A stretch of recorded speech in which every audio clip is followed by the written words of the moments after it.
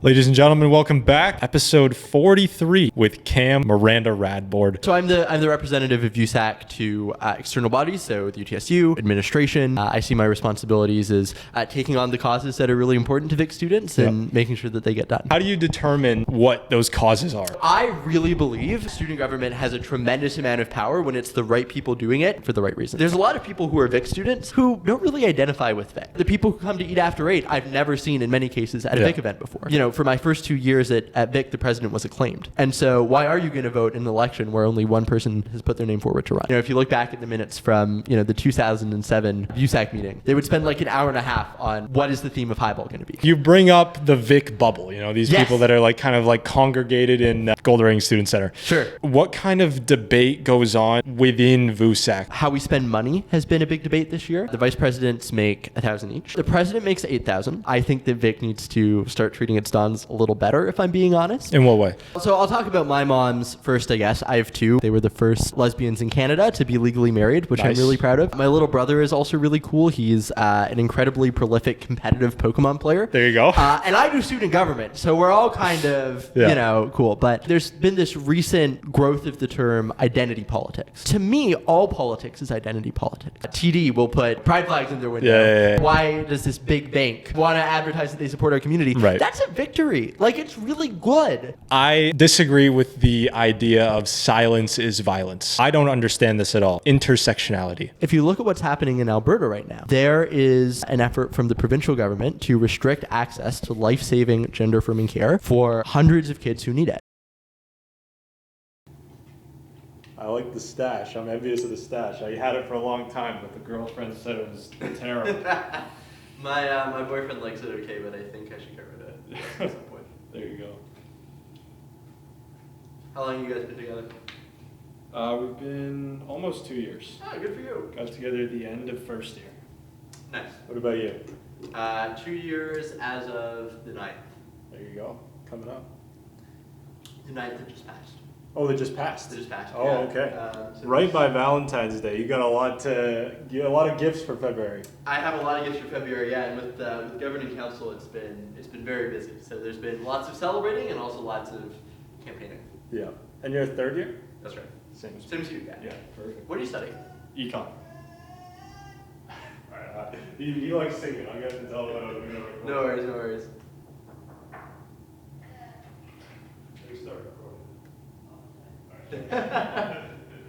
Ladies and gentlemen, welcome back to the VoV podcast, Voices of Vic. Today I'm here, episode 43 with Cam Miranda-Radbord. Appreciate you doing this. How's it going? It is going great. Thank you so much for having me. Congratulations on 43 episodes. Thank you very much, sir. 43. I think that if anyone watches Star Trek, there's something about 43 being the number of everything, the number of the universe. It's the Hitchhiker's Guide to the Galaxy. Sorry, And that's it's what it 42 is. as well, It's but 42. that's okay. All right, I'm messing everything up to start. Well, listen, I was on a podcast. I thought I'd be a little pretentious. So. Exactly. There you go. There you go. So you are a high position in VUSAC. Is it vice president? Vice President External. External. This is my equity commissioner sweater, but I'm the Vice President External. So what do you do in VUSAC? What's your role? Kind of tell students. I don't know if students are very informed about what the student government at Victoria College even does. Yeah, I wonder if high position at VUSAC is a bit of an oxymoron, but no. So I'm the representative of VUSAC to external bodies, so the UTSU, to administration, to other bodies at the university. There was a time when Vice President Externals also did some advocacy to government, and that's not the direction that VUSAC in the last few years has taken, but broadly it's the advocacy position, and so I see my responsibilities as taking on the causes that are really important to VIC students and making sure that they get done. Awesome. And how do you determine, we'll dive deep into VIC student government. Yeah. How do you determine what those causes are? I mean, I talk to people, right? So there's the formal conversations that I have. VUSAC has started tabling this year, and that's something that I've coordinated. So just showing up outside of Burwash and in the Cecil Atrium, talking to people and getting their concerns that way, showing up at events, talking to people there. We have pretty regular anonymous surveys that go out through various means. So we just put out a survey on the Eat After 8 program, for example, which I'm really excited about, and I'm sure we'll talk about later. But so there are those. And then I'm also a VIC student myself, right? So I talk to people, my friends. I experience a lot of frustration with the college. And so if there's something that happens that I think could be improved in my own life as a student, I know that that's something that probably affects other students too. Absolutely. So VP external. What's VP internal? Who's that? So that's Laura Athena Reyes. Shout the VP internal. Shout out to her. She's awesome. The VP I think does a much less kind of glamorous job, which is just managing council. So making sure that we've got about 20 people who are elected or appointed, making sure that they're all doing their jobs, that there is institutional memory, that next year's council is going to be equipped to carry on the work that we did this year. And so it's a lot of conversations with people about supporting them. It's a lot of management, responding to emails, all of those things. And it's really not very public facing. And so I think Laura's done a really incredible job. That's often really thankless. Okay. So there you go. Something I wanted to get into was... Why am I blanking already? Blanking off the bat. That's okay. Student government. Right. I am one of these people. I hope to not offend you during this podcast right now. I am one of these people who's very suspicious on the efficacy and even the power that student government has. Yep. So whether it's directly Victoria College or just student government in general, I have this belief that the people who are really in control, why would they want students meddling in their business? What do you think about that? I've got a long answer. Let's hear it. Let's hear it. So I really believe that student government has a tremendous amount of power when it's the right people doing it and the right people doing it for the right reasons. Okay. First of all, when it comes to why would administration listen to us, we actually provide them with a really valuable service, right? Mm-hmm. Think about all of the things that VUSAC does for students. We organize highball, semi-formal, programming. We bring student concerns that administration has no reason to say no to them, so that they don't have to do that consultation themselves. And when you look at institutions that have student governments that are less strong than at UofT, this is work that is done by multiple full-time staff members, by people who the universities pay tens of thousands of dollars a year to organize dances. And we don't cost them anything because we take money directly from students through a levy fee. So they actually need us. And I think that we have, through doing things like organizing highball and taking student concerns to them, built up a really good relationship where even if there are things that, maybe they're a bit uncomfortable with, that there would be a bit of a cost that they're concerned about, that they're willing to take the step and try it because our record has been really strong. Mm-hmm. And when you look at what we've been able to accomplish this year, I think it's just a testament to how incredible student government can be. And I'm talking about my own programs here, so I don't want to flex too much, but Eat After 8, right? We have eliminated food waste functionally from the dining hall because we take whatever's left over at the end of a few days and we serve it to students. So not only are we not wasting hundreds of meals anymore, but we're also giving students who we've heard often don't have other options a way to eat at the end of the day. And we've provided free gender-affirming gear across campus with the UTSU. That's a program that Vic Pride started at Vic years ago, and I funded it when I was equity commissioner and equity co-chair, and I helped them and some folks from Trin push the UTSU into doing it this year. That's 100 people who are accessing supplies that in many cases are life-saving. And these are just some of the really amazing things that student government has done for people at Vic and across campus.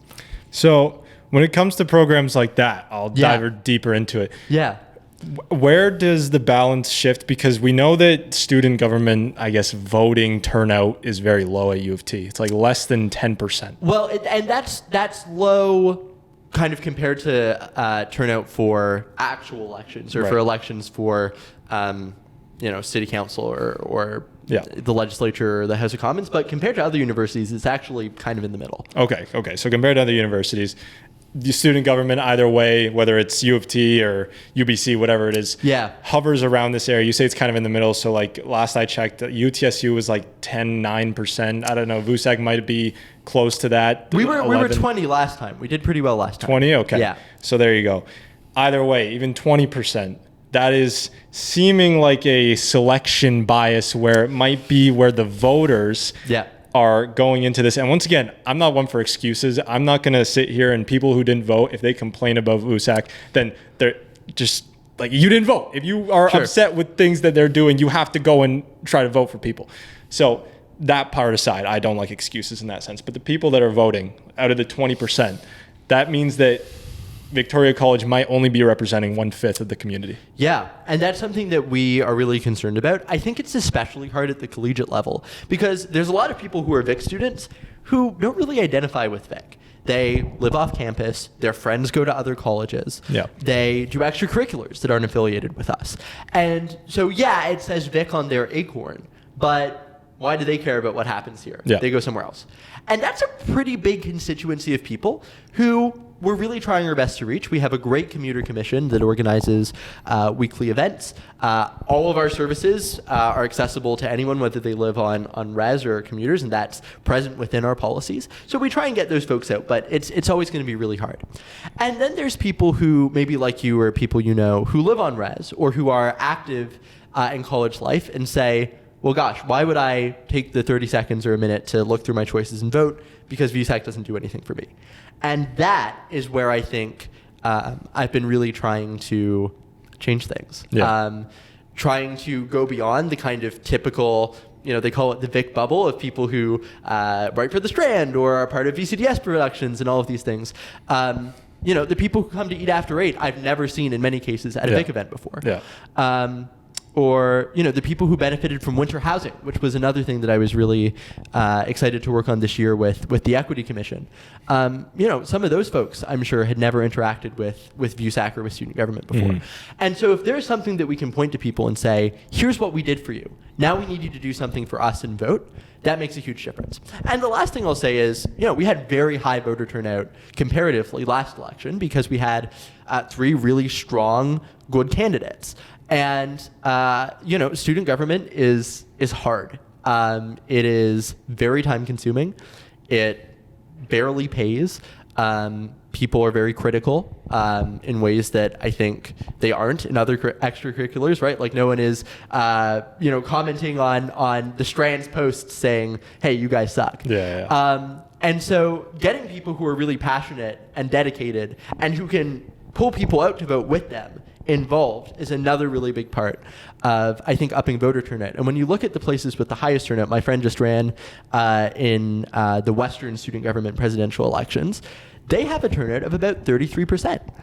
And I think part of the reason for that is because their student government has so consistently had really high quality candidates that people have shown up for them. And that's not to say that, the people who have run for VUSAC in the past have been bad. It's just, for my first 2 years at Vic, the president was acclaimed. And so why are you going to vote in an election where only one very able, qualified person has put their name forward to run? Right. And I'll just to clarify, I was talking about the general Vic student who doesn't vote. I actually vote in VUSAC elections. Yes, I know. So, when you're a VCC member. There you go. Exactly. Yeah. So, that aside, and I made a whole video in the summer. I wasn't talking about VUSAC. I was talking about UTSU, about how many clubs and levies students fund that, honestly, I didn't even realize until last summer. So there's a lot, when you look at the invoices, like boom, boom, boom, it's money being pulled from everywhere. So this is going to transition to another topic I want to ask you about. Why do you think it's important for student government to kind of, I guess, create another element of student culture? So a lot of people will say, when you look at the government, like the Canadian government, like federal government, these people are in charge of this entire populace. They're in charge of the country, whether it be laws or culture. They can define a lot of things. So when it comes to an institution like UofT, this is a place for education. This is not as big as a country.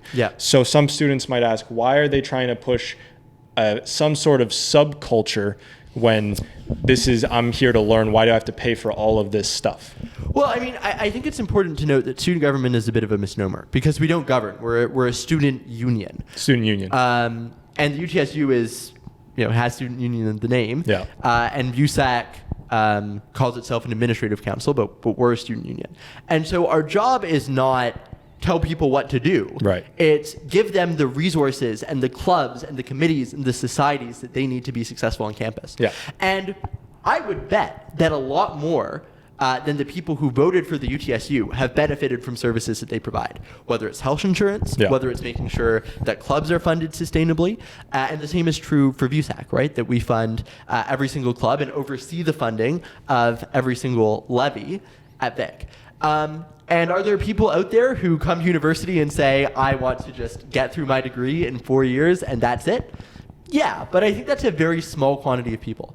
And actually, when you look at it, I was talking to my friend about this the other day, but 30% of UofT students feel like they don't have a community, feel lonely, feel like they struggle to find friends. I think over COVID, that was especially challenging. Yeah. And while it might not be student unions themselves, it's the services that student unions provide. It's the clubs that student unions help organize. It's the events that student unions put on that give people that connection that I think is really crucially important. And one of the discussions that we've been having at VUSAC recently is, well, what are we, right? Are we an advocacy body, or are we an organization that just plans highball, where our biggest debates, if you look back at the minutes from, the 2007 VUSAC meetings, they would spend like an hour and a half on what is the theme of highball going to be? Yeah. Whereas now we talk about more, what are we advocating to administration with? And, I don't think they're mutually exclusive. I think they're actually both part of the same goal, which is to have a student community that's vibrant and healthy. And so part of that, yes, is having policies from administration that support students, that there's sufficient investment in student services, that the way that we govern ourselves is one that is responsive to students. But then also making sure that, there's fun things that people who, might not have found community at UofT anywhere else, that will introduce them to new people and lifelong connections for the first time. That's good. And something I want to ask more about, I'm going to try to pry into this. I don't know how much you're going to give me. Okay. But you bring up the Vic bubble, these people that are kind of congregated in Goldering Student Center. Sure. So I want to ask more about what kind of debate goes on within VUSAC. So when we talk about representing students, it's sometimes not very good. If you look at the House of Commons, you have a bunch of seats for the Liberals, a bunch of seats for Conservatives, a bunch of seats for NDP, all these types of different voices kind of clashing and going back and forth. So I want to know, when it comes to actual student decisions, what kind of disagreements are there between representatives? I think when it comes to VUSAC and really all student unions, it's important for people to remember that we're a team, right? That it is not our job to bolster our own kind of personal ambitions or policies, but it's to represent students in the most effective way possible. And healthy debate is for sure a part of that, but so is being on the same page, even when there are disagreements that we have. That being said, there, I think, have been a couple of points of clash. How we spend money has been a big debate this year. I'm a big advocate for honoraria. So we pay commissioners and co-chairs, which was implemented after a motion that I introduced in first year. We also pay the president and we pay the vice presidents. Now, we pay them less than some other student unions. So TRIN, for example, gives out far more honoraria than we do. But the UC Lit doesn't give honoraria to anyone. And we are at a point now, I think because of inflation, and also just how active student life at Vic has become, that we are really struggling to budget in some cases, right? That we've had to cut funding for clubs that really, in an ideal world, we could have provided more. And to me, what makes VUSAC so effective is the people who are on it, right? And I think everyone at Vic could tell you about one student leader, whether it's VUSAC or another organization, who, gosh, without that person, everything would have just collapsed. And so for me, I would rather put my money toward ensuring that the leaders we have at VUSAC and the staff members and the commissioners and the co-chairs have the support necessary to do their job, right? Can take that hour off of work, can take that course in the summer because they have, the honoraria to pay the fee. I would rather have that than, the academic commission, and not to single them out, but whatever organization gets another $300 for a giveaway or gets to host, a third social. I think people are the most valuable thing, and we're kind of getting a great deal, right? We're paying, VUSAC president, and I would even say being a VUSAC vice president takes up 10, 20 hours a week. And so when you do the math between the honoraria that we make and the amount of time we put in, it's cents on the dollar. What is the budget for like student government representatives? The honoraria? The honoraria. So the president makes $8,000. The vice presidents make $1,000 each, and then somewhat newly commissioners and co-chairs make $500. Staff make $500. Got it. So here's another thing I want to ask. When it comes to student government, I want to compare VUSAC to like the Dawn team. Okay. Side by side, because from my understanding, correct me if I'm wrong, the Dawn team is they're kind of like they're connected to the dean's office, and they are like kind of the little, I'm not going to say the minions, but you know what I mean? They represent Victoria College. Minions, not minions, but they represent Victoria College, whereas I feel like VUSAC sometimes might be pushing back against some of the Victoria College people. Sometimes, yeah. And I think, I'm sure there are things that Dons would want to push back on, but obviously they're in an employment relationship with the university where pushing back might make things difficult. I am really grateful for the Dons. They do incredible work. I think that Vic needs to start treating its Dons a little better, if I'm being honest. In what way? So I'm a big supporter, and there will be a lot of Dons who disagree with this, but I think Dons should unionize. They're unionized elsewhere at other colleges. Coincidentally, maybe they make more at those colleges. And what I've heard when I've spoken to people about it, including Dons, has been that for them it isn't it isn't about the money. It isn't about getting their expenses paid. It's just an honor to have the position, which is great for them. But I think about all of the people at Vic who I know are really struggling to afford to live.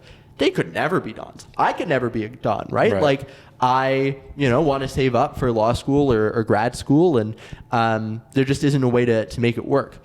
So I think that one of the challenges with the Vic bubble is that it sort of perpetuates the kind of privilege that a lot of people, not everyone, but that a lot of people in it hold. That for them, they can take on positions fully voluntarily, and that's great. So why should anyone else be paid? For them, it isn't about how much they're compensated. It's about the honor of the position. Right. So other people who might want to get compensated more, they're greedy. Right. And so I think part of popping the bubble is, how do we do things that reach the kinds of people who aren't showing up right now? And I think overwhelmingly that looks like people who have to spend their time working part-time, who are worried about affordability, who maybe want to go to highball but can't afford the tickets. 100%. So another thing I want to compare, once again, this kind of back and forth, I feel like it's kind of a teeter-totter seesaw battle between kind of the influence of Dons compared to VUSAC. Which do you think have more impact in terms of when it comes to student culture and just influence all around? Is it the Dons that kind of run the show, or does VUSAC have a bigger impact? Oh, it's not a competition. I think we all have different impacts. Like I know so many first years who, whether they're commuters or resident students, who were really, really helped by their Dons, who were acclimated into Vic by these senior students who really cared about them. And I know a lot of people, myself included, who have had a really great relationship with VUSAC. And people who have been served by both. And so we work with every caucus that we have, which is the semi-annual town hall that I host with administrators. I'll send an email out to all the Dons saying, come and join us. And if there are concerns that we hear from resident students, we'll have those conversations with members of the Don team to try and rectify them. And for an example, we this year heard a lot from students who were concerned about. I have something here? No. Oh, sorry. Okay. I'm scratching myself. No, sorry. I was really worried. Okay, that's good. Normally I wear a mask, so I'm not used to having my face out. My bad. No, but so one of the things this year that students, and I'm sure you've experienced this if you were in Lower Burwash, but students in Lower Burwash and Annesley were really getting cooked in September, and it happens in late April too, where because the buildings don't have air conditioning, it becomes really unbearably hot. And so I took that to the Director of Infrastructure and Sustainability. And good news for folks who have younger siblings or children who are going to come to Vic in a couple years. They're going to get Lower Burwash done in a few years, and I've really pushed for that to happen as soon as possible. And Annesley probably a few more years down the line. But the infrastructure right now just really isn't sufficient to support, even like I proposed, having portable air conditioners for students. The system would fry. Yeah. So that's just an example of ways that, we've heard concerns from students, we've heard concerns from Dons, and we've been able to work together collaboratively. There you go. All right. So good conversations. We'll jump back into it. Okay. I normally like to, give people a bit of like a background, mainly into what people do. I'm here to talk, obviously we want to know about the person, the individual, but to start off, it's like, how can we deliver a message that, Victoria students will pause, listen to, because these are long episodes, right? 1 hour episodes. If it starts off kind of flat or starts off in a certain way that people are like, I don't understand what's going on. Yeah. Now we have some information. So once again, appreciate you saying all that. We'll talk more about it. Uh-huh. Circling back. There's something that I bring up sometimes on the pod, which is called mom questions. So my mom's a big fan of the pod. Okay. She watches every episode, and at the end of every episode, what's up, Mom?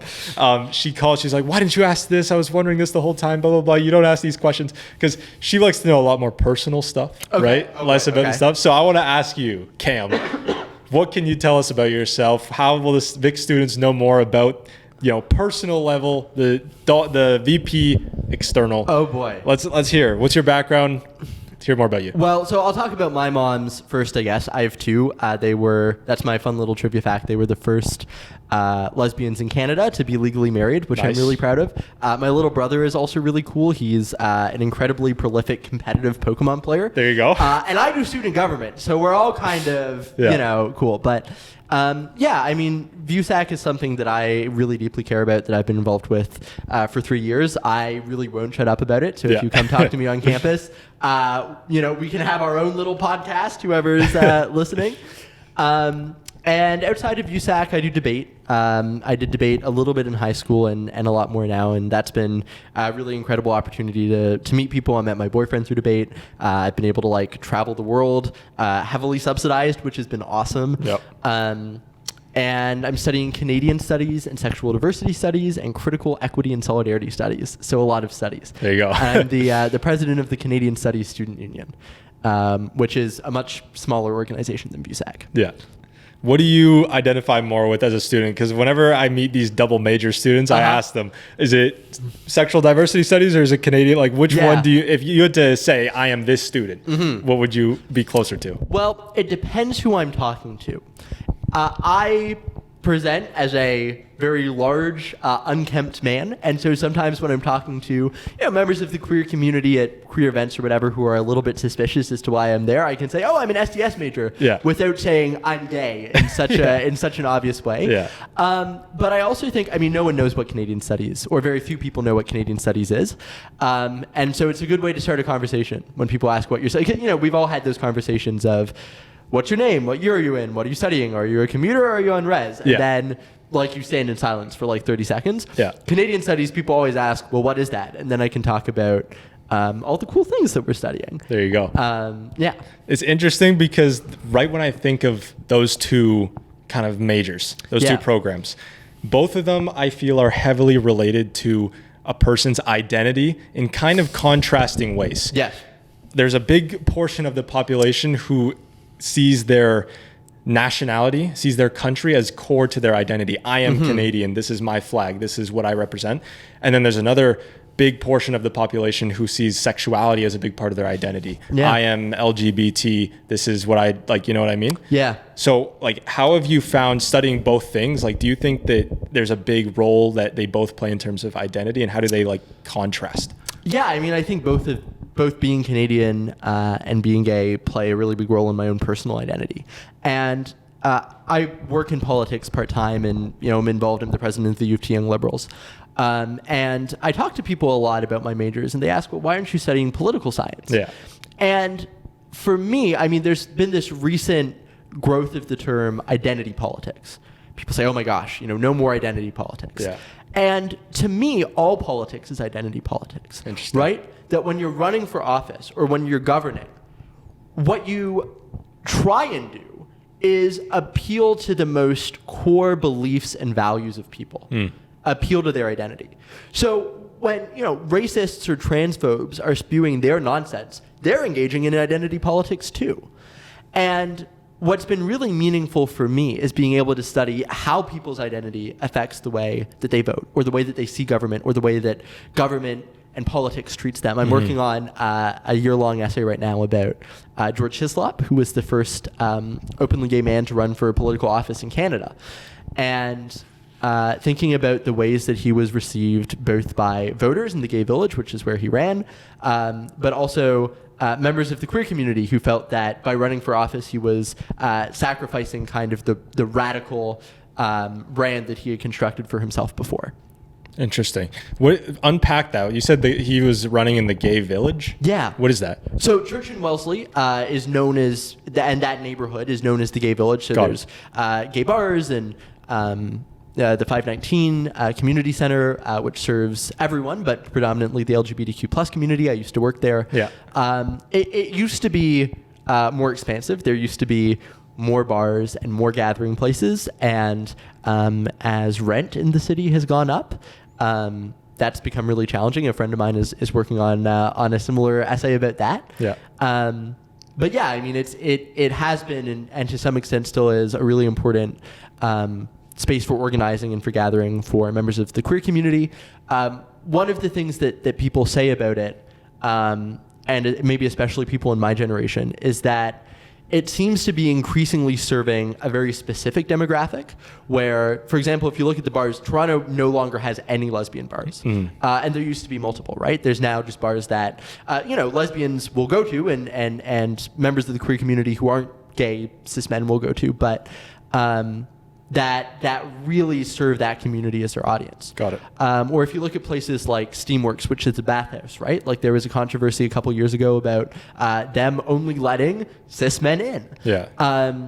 And so as the village has gotten more expensive and as people have been kind of moving out across the city, I think having community spaces for queer people that aren't just wealthier, older, white, cis gay guys, but also lesbians and lesbians of color and trans people. All of that is really important.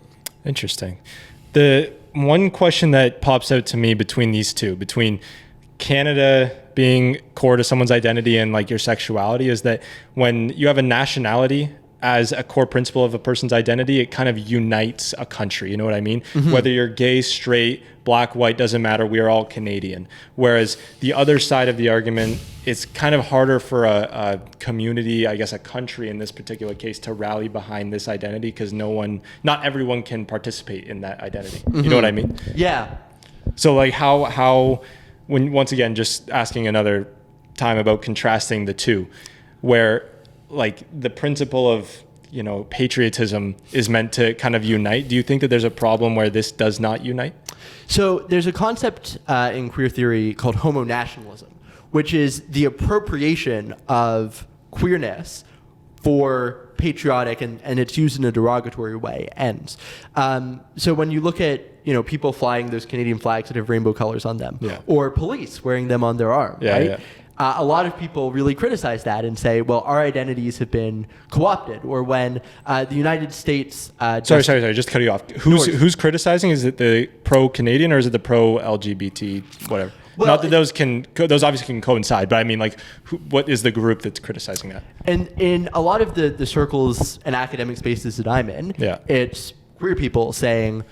Look, like... Don't put our colors on the Canadian flag. Exactly. We've been mistreated by the state, by this government. Yeah. In some cases, I think that places where sometimes queer people aren't treated very well by the state or by their families, the homophobia present there is used to justify kind of really awful acts of aggression against those people, right? Got it.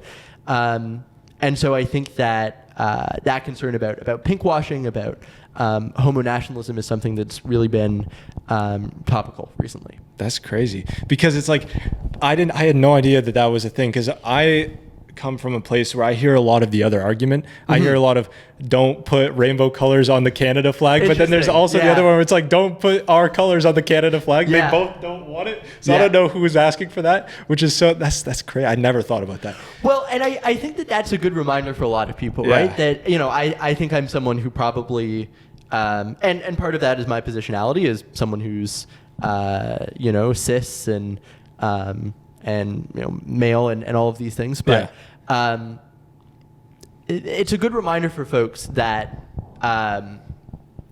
being in a place where homo-nationalism or rainbow capitalism, which maybe you've heard about as well, where TD will put pride flags in their window, and all of that's and why does this big bank want to advertise that they support our community? Right. That's a victory. Like, it's really good that these places now want to advertise themselves as safe for queer people. And when you look at what's happening as close as the United States, where there's been this massive backsliding of support for queer and trans people, well, every company that's put up a rainbow flag, now there's a way to hold them to account, to make sure that if people try similar things here, there are allies in positions of great social power who can use that clout to defend us. And when you look at TD, I mean, I'm not, I don't want to run cover for TD on your podcast here, but they were one of the first companies to provide equal benefits to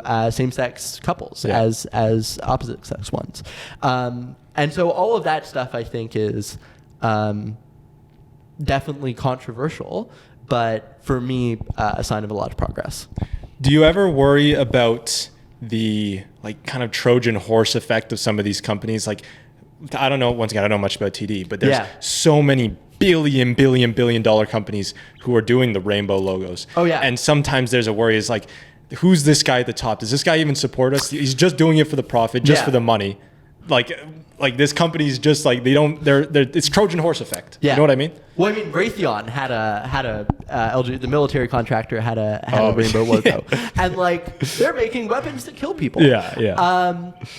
And look, I mean, I guess that the answer there is I guess I would rather that they have that than nothing, right? Like, you see in the U.S. right now a couple of the airlines that used to do Pride logos didn't this year, right? And that's bad, right? Like, I want people who work for United Airlines or Southwest, even though whatever, they're not responsible when it comes to climate change. I want people involved in those organizations, or people who are flying, to know, all right, this is a place where I'm going to be supported. Mm-hmm. Where a flag that is still quite a radical symbol is something that your mom, when she books airline tickets, is going to see. Mm-hmm. And I also think that it's just, there are so many people in Canada, in Toronto, who grew up in households where, they really aren't accepted for who they are. Mm-hmm. And so if, the Pizza Pride logo is making them feel seen and accepted,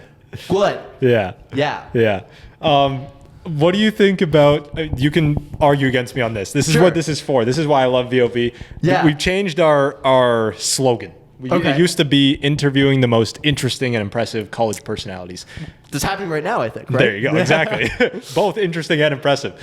We had, but no, that was boring. It was too long. So we switched it. We changed it to promoting diversity of thought. Ooh, so there's a wide variety. I think by the time so this is episode 43. Episode 42 is a guy who's like almost like very opposite to what you are. Oh. So this is the thing, that we talk to everybody. I don't like this echo chamber culture where everyone's just feeding into each other's, everyone's talking about what they agree with and nobody wants to confront what they disagree with. Right. So once again, appreciate you doing this. If you disagree with what I'm about to say, I want you to talk about it. I want you to give your opinion.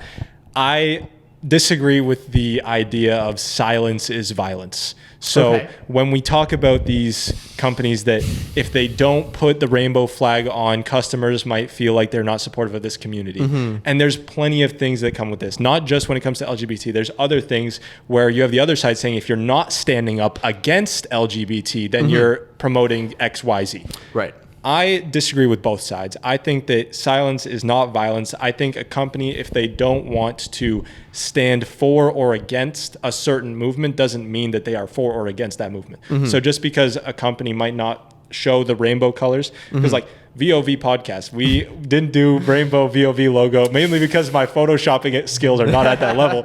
But we didn't do that, not because I'm anti-LGBT community, just because I don't believe in silence is violence. Well, and I don't think that anyone is, or I think it's a very small cohort of people who are coming after companies that like don't put pride flags. Right. Like I think the people who are involved and motivated enough to hold companies accountable aren't doing it based off of kind of the very superficial aesthetic displays of support, but rather are, holding companies, including companies that'll put logos in their pride logos in their profile pictures.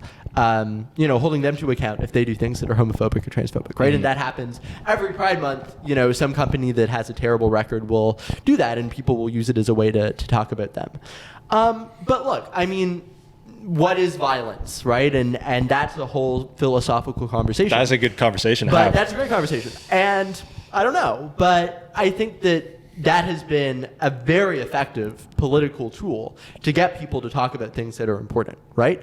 Because I do think that it really has an impact, whether it's in the cultural sense, normalizing things, or in the sense of, actual political change, right? That implementing, better company policies, or, Disney not funding the Florida Republican Party, right? Like, I think making institutions, companies take good progressive stances is a good thing.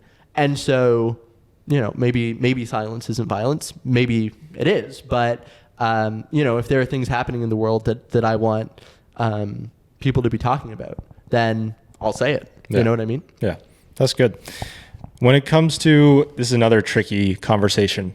I don't understand this at all. Please educate me. I'm going to try to understand your point of view. Yeah.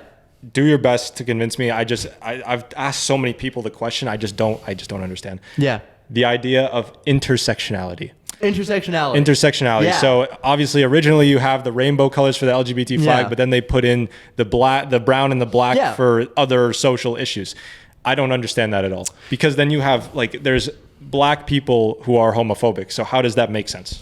Yeah, I mean, one of the things I've learned from student government, I guess, to bring that back in, is you really can't get anything done alone. And so when you look at the histories of the queer community, of the black community, of the Chinese community, especially in places like Toronto, they're really intertwined.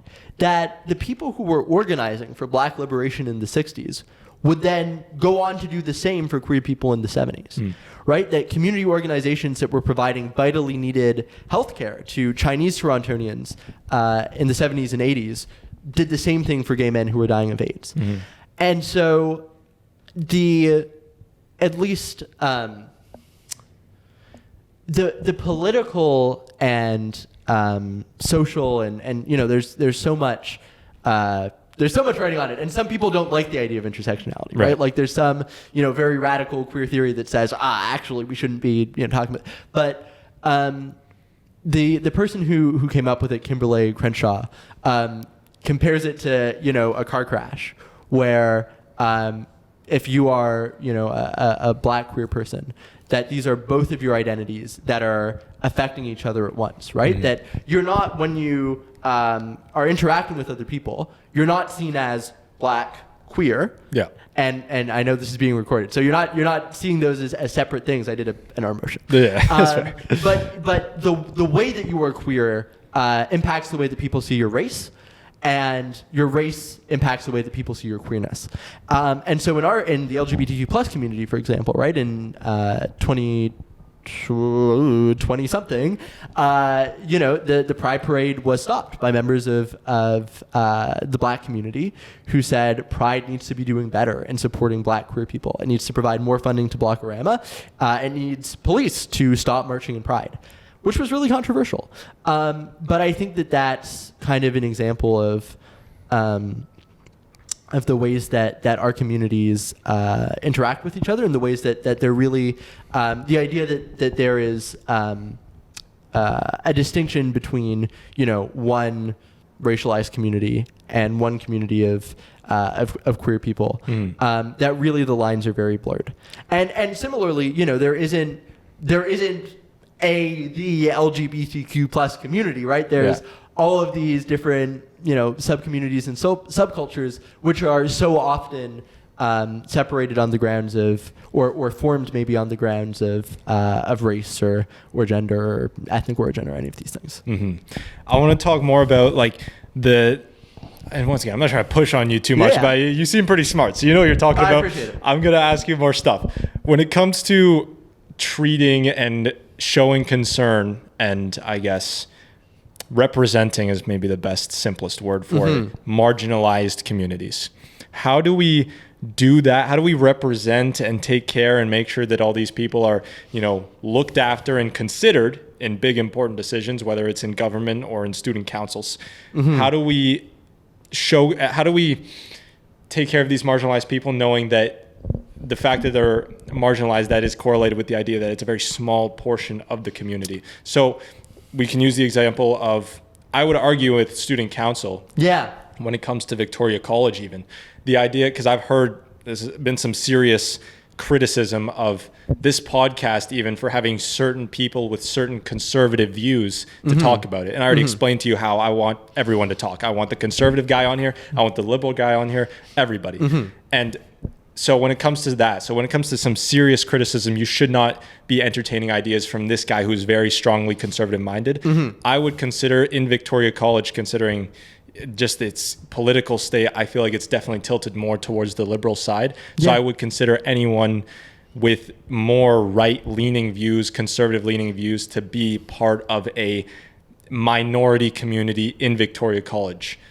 So there's that example of that minority. How do we consider this minority? How do we make decisions at VUSAC that still take into account the beliefs of these conservative people? Once again, I'm going to correlate this to now a bigger picture. Because the majority of the people at Victoria College don't believe in these conservative views. They don't like what this guy's talking about. We have to cater, most of the people, we have to cater to them. We can't cater to this one guy conservative thinking who thinks this way. Big picture now. Canada, 36 million people. Same idea. Most of the people aren't affected by these LGBT issues.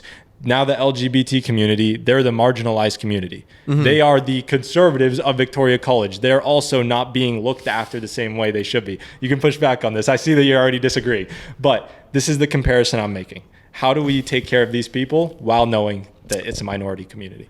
Yeah, I mean, when we make scientific decisions, we don't take feedback from people who think that climate change isn't real. Right. You don't take feedback from people like me who have never taken a university STEM course in their life. There are people who have opinions about our community as the LGBTQ plus community that are wrong, that are hateful, that are dangerous. If you look at what's happening in Alberta right now, there is an effort from the provincial government to restrict access to life-saving gender-affirming care for hundreds of kids who need it, to out kids to potentially abusive parents in ways that could really seriously jeopardize their well-being. And I know a lot of kids who have been in situations where a policy like that, they wouldn't be here today. So sorry, what's the policy exactly? Just for people who don't know, I'm not exactly sure. So Alberta, I guess we'll talk about policies everywhere, because Alberta and states in the U.S. and everyone does their bigotry differently. There has been a trend of policies that restrict access to gender-affirming care. So if you're trans going on hormones, which some people do, or getting surgeries, or even socially transitioning, restrictions that make it harder for everyone, but especially young people, to do that, and policies that if a child is not just trans, but gay or lesbian or bisexual, that schools have to tell their parents. Which can be really dangerous for kids who, I think if you're a kid who has a relationship with your parents where you feel safe and loved at home, it's probably a conversation you're having anyway. But if you're not telling them, there's a reason. So that's the kind of thing that I'm talking about. And beyond kind of governmental policy, like I've interacted with people at UofT, at parties, at clubs, through student government even, who are, have opinions that are, that, me as a gay person, deserves less respect or less humanity than others. And so, I really don't know what point there is in entertaining things that are so clearly harmful, that folks who advertise you know, anti-climate or anti-vax or, you know, flat earthers, right? That they're not going on podcasts or getting, or, well, you know, unless they're conservatives, getting elected, right? That it is the societal consensus that their views are kind of pointless. And so I think that that is true of bigotry as well. That, you know, this recent trend of saying that, you know, kids are being compelled to transition or being forced into transitioning by schools, that is baseless and pointless. And that when you have people who spread it without, you know, being questioned, that's really deeply harmful. And this idea that, like, oh, well, every political opinion, every voice, they all have equal merit. No, there are things that are right and there are things that are wrong. Who determines that, though? Well, I mean, you know, Carter, you and I are both student government representatives, right? Yeah. And you're much more important than me, I will say. No, listen, everyone's important. Yeah. And sometimes people will take budgets to us. Right. That, you know, they're a new club with very few members and they want to spend $1,200 on an event. The evidence shows this is wrong. The evidence shows this is going to hurt people, right? Yeah, you know, if you were running an economics podcast and you had like a social creditor from the 1920s come on, people would laugh at you because that's ridiculous. Right. So listen, I have a lot of friends who had views that they look back on and regret. I know people through school, through old jobs I've had, who have had opinions that I don't agree with. And, you know, my position on these people is not, well, they suck, I'm never going to talk to them. It's one of compassion and care and listening and talking to them. Mm-hmm. But I think that there's a clear difference between the way that you treat people in your individual life and what you, as someone who has some degree of a platform, right? Voices of Vic, highly popular. Hopefully. Yeah. That, you know, there is a difference between talking to those folks and saying, hey, why do you think this way? And you know, I think you're wrong. And giving them a place to say, hey, gay students at Vic, you suck. Right. Which, hey, you luckily know, that I think you're coming after half of the community, but yeah. True. Something that I talk about this, I don't really talk about this on the podcast a lot. I guess it'll be the first time I bring it up. But I talk about to people a lot is this like idea of demonizing the opposition. And this is something that in like high school, when I was younger, it was very easy to do that. It's like if the people on the other side don't agree with me, they must be bad people. Yeah. And this is something like as I've matured, I've realized that's obviously not the case. The easiest example I can give with this is abortion. Both sides of abortion think that the other side is like completely evil. The one side thinks that the pro-choice are killing babies, and the pro-choice people think that the pro-life are restricting healthcare and making them do like biological mechanisms that they don't consent to, that they don't want to have. I've matured. To talk about that though, the pro-life movement is trying to, so-called pro-life anti-choice movement is trying to restrict people's access to their own bodies, and is in many cases putting them in positions where they might die.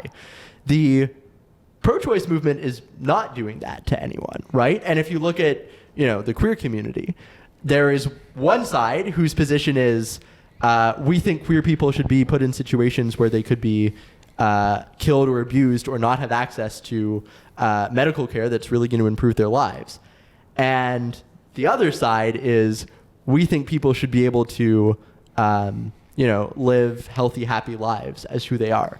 So I think there's a bit of a false equivalency that gets drawn. And look, there are some things where I think, you know, there's a lot of polarization, where of course we can have conversations and talk about, you know, why we disagree and why the other person, you know, disagreements that we have. VUSAC honoraria, right? I think probably most people on VUSAC disagree with me. I don't hate them. But I think the differences between that and abortion or queer people or anything else is that they don't want me to die. Right. No, but you really think that because like there's a big portion of whether it's the US or Canada stand against, not like, I don't think that half of them are saying we want gay people to die. I think that they oppose like certain education of LGBT in schools and this kind of thing. This is like my whole concept about like demonizing the other side, is that I like once again, I don't think that I'm not going to sit here and say that pro-choice people want to kill babies, even though that's because that's the perspective is like, that's why that's people are pro-life, is because they feel like there's a fetus in there, there's a God's child, whatever you want to say. I'm not saying that, and I don't think that that's the other way. But then also when it comes to this position, I don't think that, because like 40%, let's say 30% are against gay education in schools. Let's say 30 to be safe. I don't think, because I believe that innately people are good, liberals and conservatives alike, I really don't think that many people want gay people dead. Oh, I also believe that people are good. So then once again, just to circle back on it, when it comes to that thing, like, you have to understand that there's a difference in morality. There's a mismatch. So like, just another, coming back to your argument with like, we need to make sure that these people have a safe space in school because there's abusive parents. Like, that's a very slippery slope, because now you're advocating for like state parenting, which, when it comes, like, if you want to rewind the clocks to like the 50s and 60s, if we had that same stance, then you'd have kids who were dealing with gender dysphoria. What is it? Dysphoria. Some people have gender dysphoria. Then that means that the school, the teachers at the time would say, no, you don't have that. You're crazy. Like, whatever. You're a boy because you have this, and they wouldn't be able to go to their parents and deal with it. I believe in, parenting should be from the parents, whether it is. I don't think the school and the government and these people have any right to talk to kids. So in this case, in this era, we're talking about LGBT education in schools. I think if we rewind the clock 70 years, I don't think that the Christian teacher has any right to tell the kid that he's whatever gender he's claiming to be. You know what I mean? So on that, I think that people in general are very well-intentioned, and that there are many bad actors. Are well-intentioned. Well-intentioned. Yeah, that there are many bad actors at the top of these kind of hateful movements, but people who are part of them who if you ask them, hey, do you hate gay people, do you hate trans people, would say, no, of course not. But the fact of the matter is, the effect of what they're advocating for is very measurable and very clear. There are multiple studies that show clear correlations between access to gender-affirming care and a lower level of suicidality. And even beyond, because I think that the examples that people use when we talk about these kinds of things are so often like the very worst, like, people die. And it's true that people die, and that that is so urgent and important and compelling that we have to talk about it. But it isn't just that, right? It's also feeling free and valued and accepted in the communities that you live in. Feeling that you can, hold your boyfriend's hand in a public place, right? And whether or not these people know it, that is what they are trying to take away. And it is, I think, incumbent on all of us to check the facts, to be critical with ourselves about what we believe. And so whether these people are saying what they say out of hatefulness or ignorance, it's still wrong. And, I've had conversations with people who have not thought about, have not studied, researched, accepted the harmful consequences of what they believe in. But if you see that, if you hear from your kid, hey, the way you're treating me is really upsetting, and you don't change, well, no matter what you think about yourself, I do think that is hateful. Interesting. So, but once again, I would still point out a difference between like holding your boyfriend's hand in public, which I think most people would say is accepted and should be accepted. Good question. That's a good question. I would say it should be, but of course I'm in Toronto, one of the most liberal cities in the country. So if we expand, then maybe that's not the case.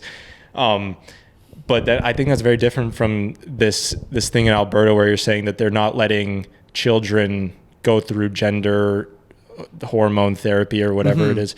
Like, that's the bit of like a slippery, that's the edge where I'm like, does that really make sense? And that's, once again, preventing any demonization. This side thinks that they're trying to drug kids and get them to do all sorts of stuff. This side thinks that that the opposition is preventing healthcare and making these kids higher chance to kill themselves. let's take a step back from that. Yeah. Both sides are trying to do good because human beings innately are good. I'm not going to buy into this side wants to drug kids, this side wants to prevent healthcare. I genuinely believe that they're both out there for the highest, best intentions. It is a scary thought for a teacher to talk to a kid that does not care about the kid nowhere near as much as the parent. The parent, I think, in 99.9% of cases, whether even it's 99.9% of cases, because of course there's abusive parents. I think in general, though, we need to look, comes back to the minority versus majority argument. We can't strip away all of parents' rights because of the 0.1% that abuses their kid. Now, there's different measures to make sure that doesn't happen. I'm not saying just let parents run wild. Obviously, child abuse is terrible and should never happen. There should be punishments for that. Parents go to jail, and they do go to jail for abusing their kid. Then you could have the argument where this side will say preventing your kid from getting gender hormone therapy is child abuse. And but I think the difference here, Carter, is that what Danielle Smith is doing and what all of these governors in the U.S. are doing is not motivated by any legitimate desire to support children. Are you sure? Well, and I'll tell you why. Because it has politically become incredibly popular to demonize trans people, just in the same ways that gay people were demonized 20 years ago, that racialized people were demonized before that. Yeah. That when you don't have answers on the economy or on healthcare or on why it is that you're not supporting people who are lower income, then to convince those people, well, actually, you shouldn't care about your own well-being, but rather this scary, trans radicalizing whatever, that is something that is compelling for large segments of their base. And she has, Danielle Smith, the data that shows that actually in Alberta, the number of kids who are getting surgery who are trans is vanishingly low.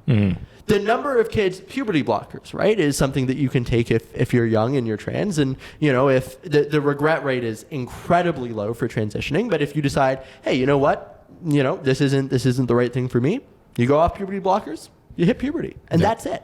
And all of this are things that the far right knows. And I mean, at this point, to be honest, I think when you look at the federal Conservative Party, maybe it isn't even the far right anymore. It's just conservatism.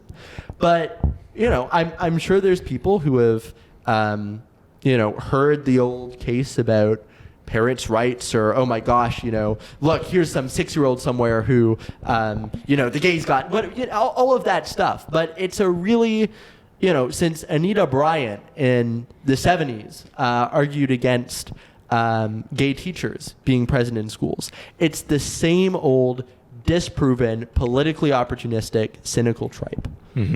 So then how do you explain the stories of like these detransitioners, as they call them? And as we're going to circle back, I'm going to preface this by saying, because a lot of people, when you bring up detransitioners, are like, oh, that's like 1% of the population, that's 2% of the if we keep having that idea, then we're going to not listen to trans people in the first place, because that's also 1%. So obviously we need to listen to, even though it's a minority group, which detransitioners I think are, I don't know, I haven't looked at the stats, but like, how do you answer to those questions? Because then there's a lot of other good arguments in terms of like, maybe trans people have not felt a sense of community, they've felt ostracized. And I'll circle back, I want to also say you did make a really good point about how, I don't know, Danielle Smith, what she says, but there's definitely a push where it's easy to control the minds of a certain group and say the opposition is evil and all this stuff. That's what I'm talking about, demonization. Demonization is not a liberal or conservative idea.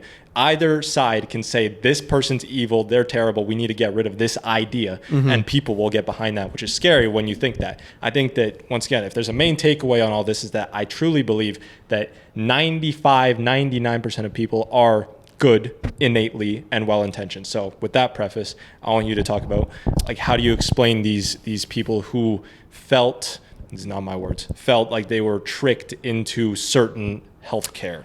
Well, so if you go on TikTok right now, I follow a couple of detransitioners on TikTok who are really grateful for their transition, who realized, you know what, I've changed, or I was wrong, and who go back to living as the gender they were assigned at birth, and who continue to be really strong allies to the trans community.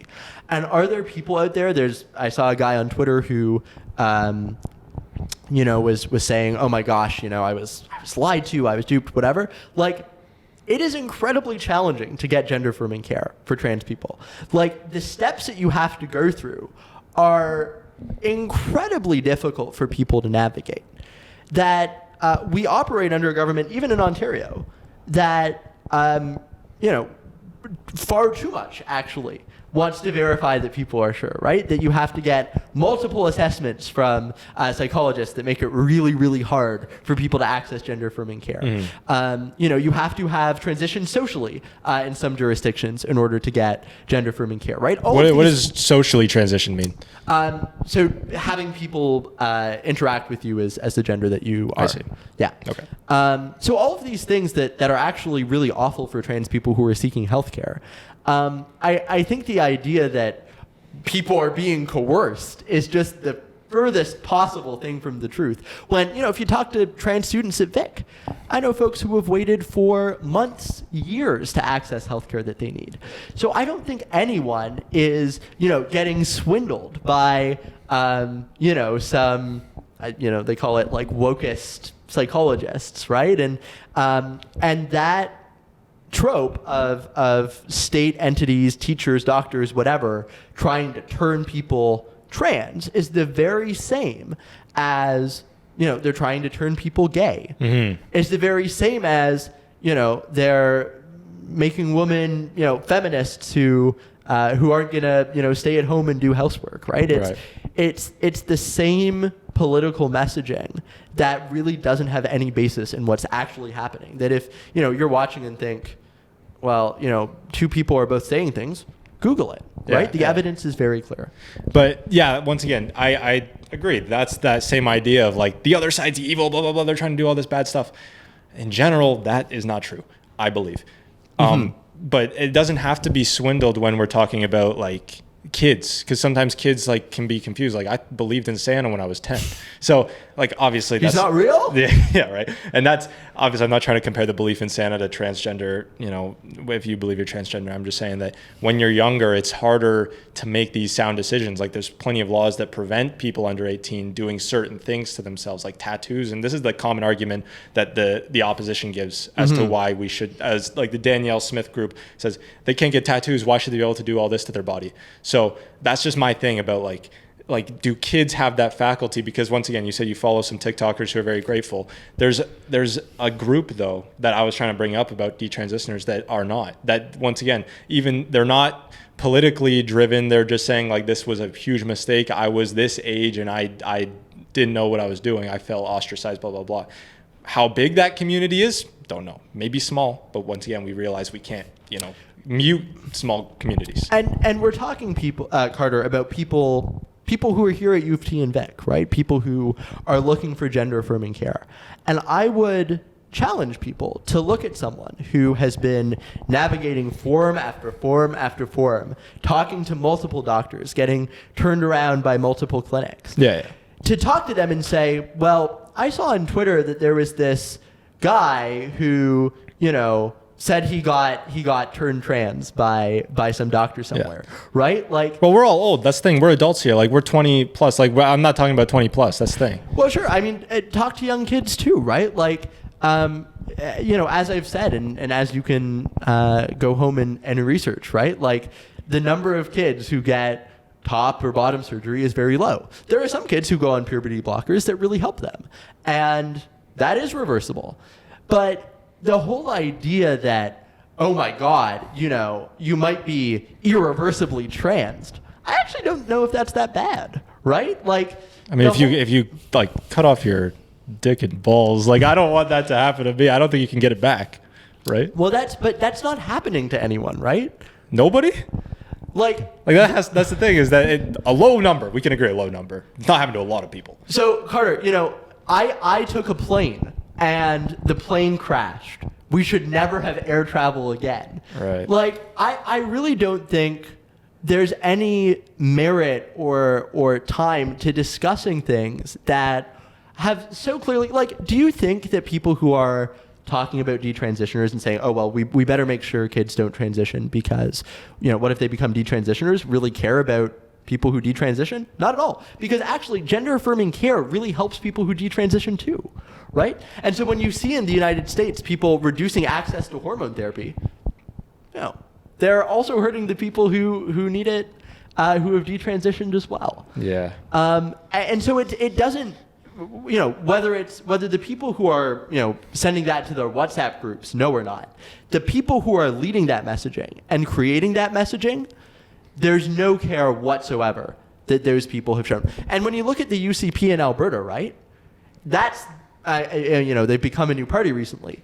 But Jason Kenney, when he was early in his career, argued against gay men being able to visit their partners in the hospital, right? When you look at their historic opposition to same-sex marriage, all of these things.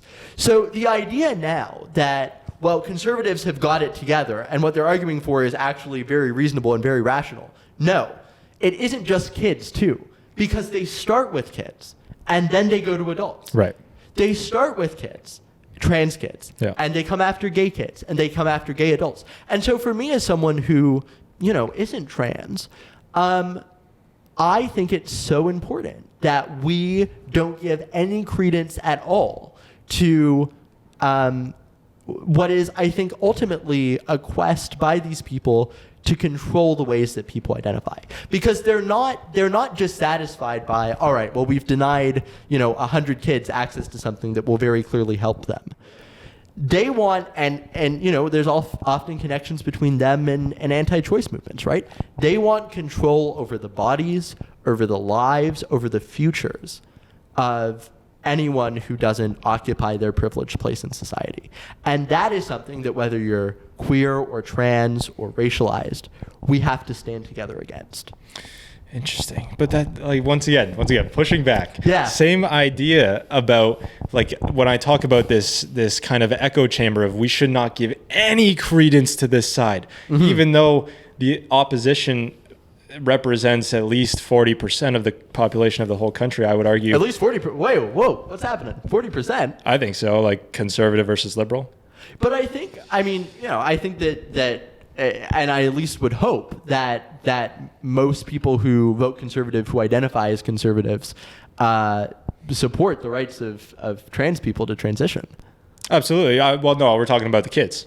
We're talking about the kids argument where that's the thing. Danielle Smith, I believe, is representative of the Conservative Party or the Conservative Party of Alberta. But when it comes to this thing, it's I don't think we should shut any side up, because if I had the same idea, this is the thing, is that I love having you on. I love having you share this message, because there's people that are going to hear you and be like, this guy is this is exactly what I needed to hear. He's talking about all the things that I believe, I just didn't know how to explain. Yeah. Right? So, but if VoV decided, nope, we're going to have, I don't want to hear any argument from people that are pro-trans child healthcare. I don't want to hear it. It's poisonous. I only want to talk to this conservative guy, this guy who believes in that. Now we've created an echo chamber. Now everyone listening doesn't know that the opposition exists with logical reason. You just provided logical reason. I'll tell you right now, there are people who watch this who completely stand against this idea of trans healthcare for children. But they listen to you, and you explained it in a way that might make them rethink and think, you know what, this makes sense. I understand where he's coming from. Maybe I don't like the way he said that. Maybe this part I disagree with. Yeah. But you've shared your argument. I mean, and I don't think those people, when there was a trans equality bill that came before the House of Commons a few years ago, a couple of conservatives said, "Oh my God, they're going to jail people who don't support the trans community." Of course not, right? Yeah. And when it comes to your podcast and having people on it, look, if you're, it's a very small example. It's a very small example, but anything, right? Any platform, to me, if I had a podcast, if I had my economics podcast, I wouldn't have, Bible Bill Aberhart on it, the old social credit premier, to talk about his economic theories, because that's dumb.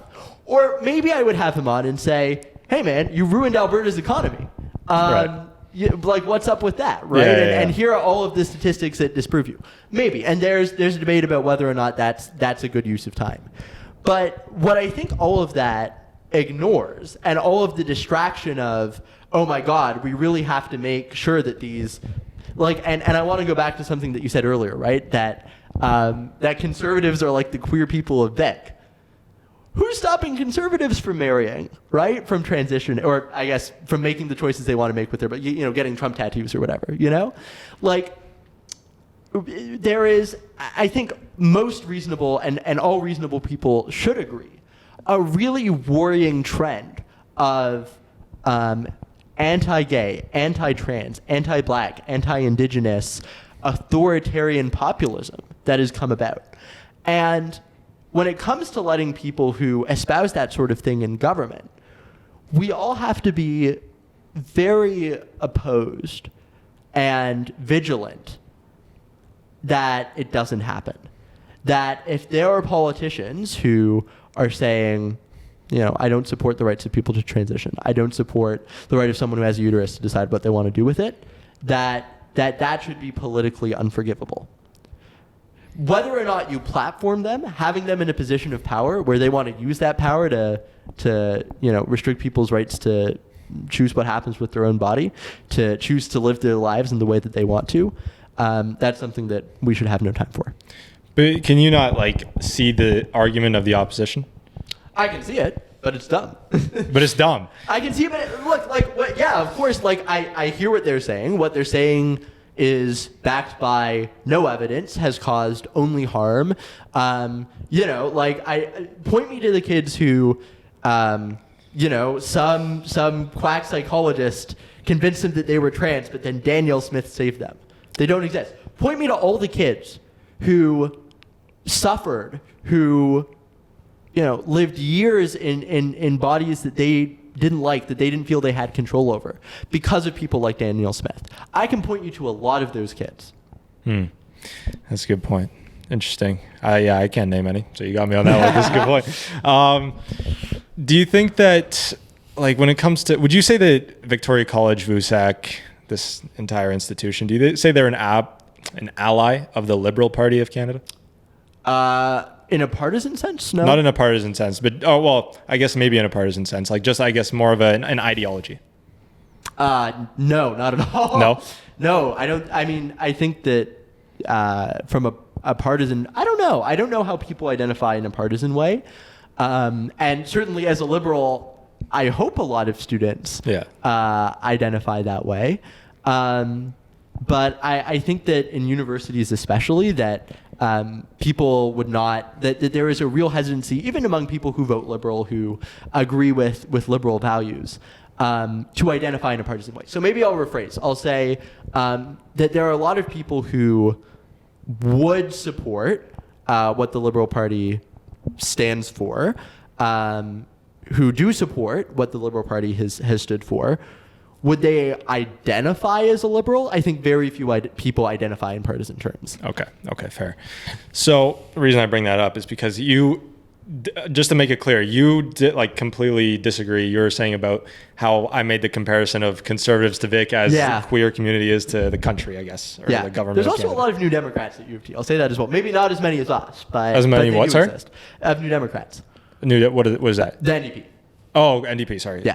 Obviously, I know. Why do I know it? I know it as the acronym. Anyways, but no. Anyway, so as I was saying, we had the example last VUSAC election. I don't know if you remember this. There was a guy that was called out. He commented on someone's post about statistics of black crime. Yeah, he was racist. Yeah. And they kicked him out. Yeah. What was that about?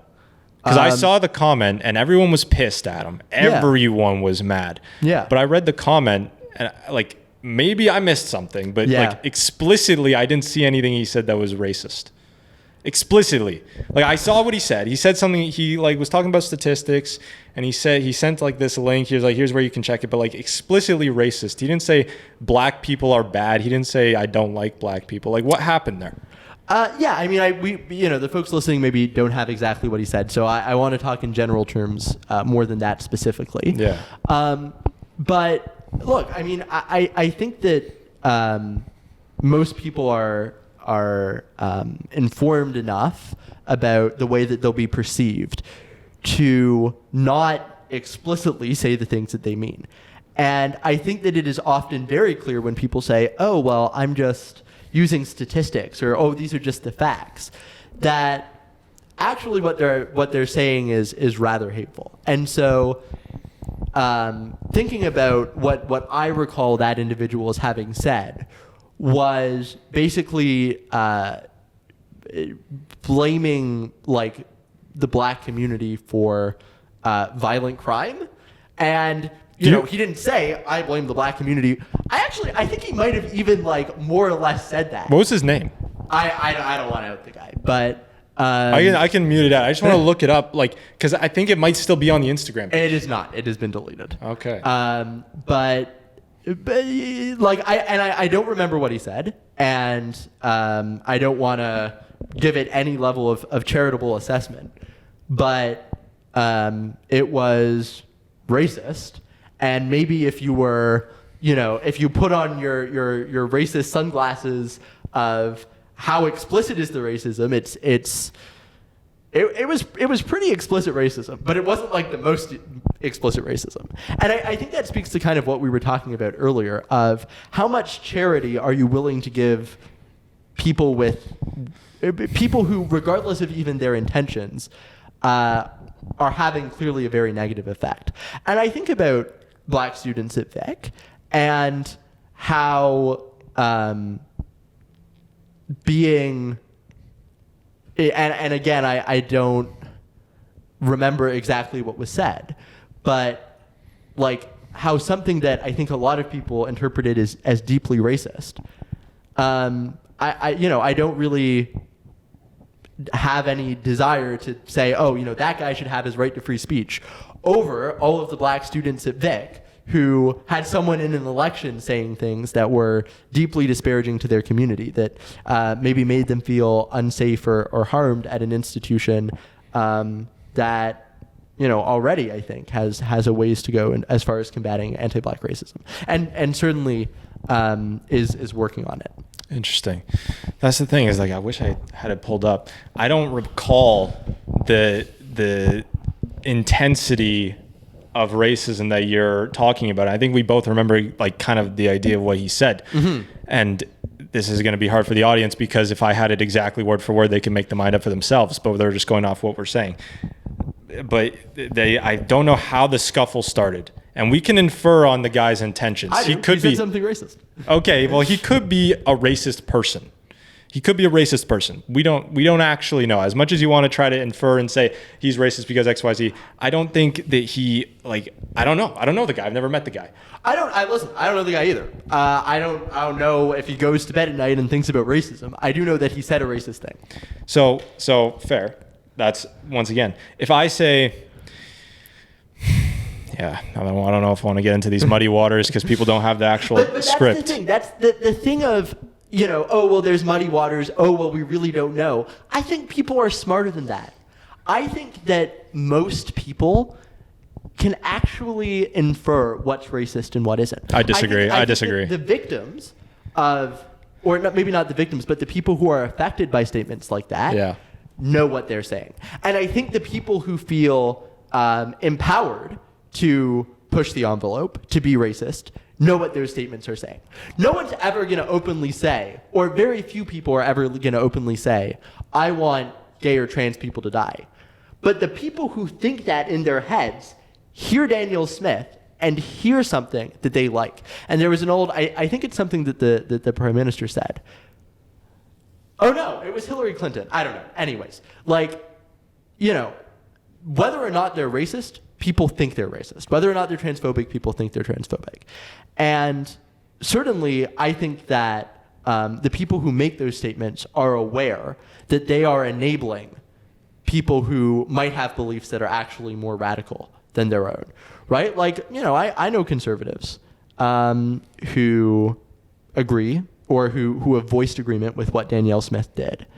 And they know that that's something that might help her electorally, or that it was something that was designed to help her electorally. And that the people who that targets are hateful in a violent, and if you look at what CSIS just came up with, that there is a real risk to the safety of gay and trans Canadians that has been created by an upswell of homophobia and transphobia. And I don't believe for a second that we're not being transphobic, we're just making an argument, it's just statistics, that didn't contribute to putting us on that path. Because when you look at it, when you go beyond the surface level, I think it's actually very clear what's being said. So I guess a better example of this, because we don't have that guy's thing, was the... And for what it's worth, well, we'll move on. Okay. Okay. Yeah. So once again, I don't know what that guy, I thought I screenshotted it back then. I didn't. Yeah. Anyways, a better example was the protest about what we're talking about right now, about the LGBT education in schools. They had they called the 1 Million March for Children. Yeah. In Queen's Park. Yeah. And we received messaging from the Dons, as I think they should at any protest, whether it's pro-LGBT or anti-LGBT. I think every student should get a warning for protests that are going to be taking place, because once again, people can be violent no matter what the cause is. You get crazy people in both groups. Okay? Yeah. Fair. So, but either way, there was a protest in there, and the message that we got as students was saying something about, this is like an explicitly transphobic movement. Yep. And you need to, be safe, avoid it at all costs. Yep. Let's see. I saved it because I don't want to misquote the Dawn here. But as I look for it, I want you to just, once again, kind of like circle on that idea. I don't think that a group that big, as much as it's easy to demonize, I don't think that they're ill-willed, and we can't just disregard I think their will them. is I mean, we've gone back and forth on it for a while, right? Yeah. I feel like we're kind of repeating ourselves at this point, but I don't care about intention, but I have to think that if you are advocating for something that is so provably harmful that most of your intentions are bad, and maybe some members of that group have, got pulled along by a friend or were misinformed or something, but they know what they stand for. And yes, it's transphobia. And it is, that movement started as a campaign against teaching sex ed in schools, and teaching sex ed that would have exposed kids to consent and to the existence of the queer community, and to and how to react and cope with pornography online. And the messaging that they spread about that was, they're grooming your children. And that was rooted, I think, in a lot of deep homophobia against the premier at the time, Kathleen Wynne, who's a lesbian. That was rooted in, trying to activate people's fears, long-standing fears about the gay and trans community, that, we've got a gay agenda to make other people like us. And they can dress it up in as nice a bow as they want. They can say, we're really concerned. The fact of the matter is, those people went outside of a school and yelled at the kids in the playground to the extent that they had to be kept inside. That they harassed students who were, the protests earlier were, when COVID was a little bit more prevalent, harassed students who were wearing masks, harassed students who were there protesting for trans rights. That these are people who are denying, and I do want to talk about trans kids, because yes, it's true that transitioning, and especially transitioning beyond puberty blockers when you're young, is very rare. But for the kids who do it, empirically, it is critically needed healthcare. And I actually don't think that, the idea that some 14, 15, 16-year-old isn't in control, or shouldn't be in control over their medical decisions, is a good one. That actually you can start making personal health decisions for yourself when you're 12.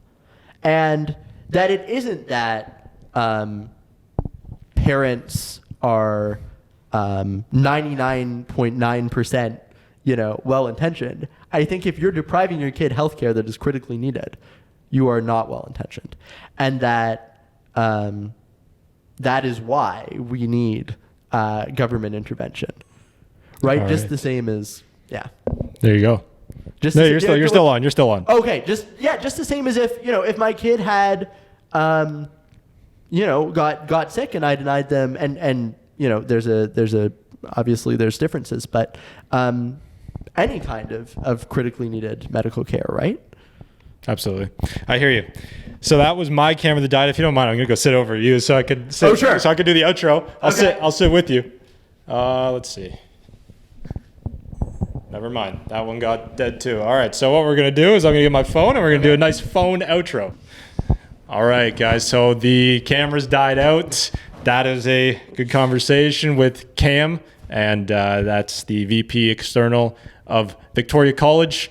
Heard everything you had to hear. VUSAC. I'm not quite that senior yet. Sorry. Of VUSAC, VP External of VUSAC, representing Victoria College and its students. Well, Victoria College speaking as myself, but in my capacity, not in my capacity as VP. Okay, there you go. Sorry, I didn't mean to misrepresent you.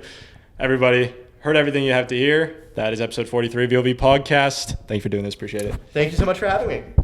Boom. And we will see you next Sunday. Peace out.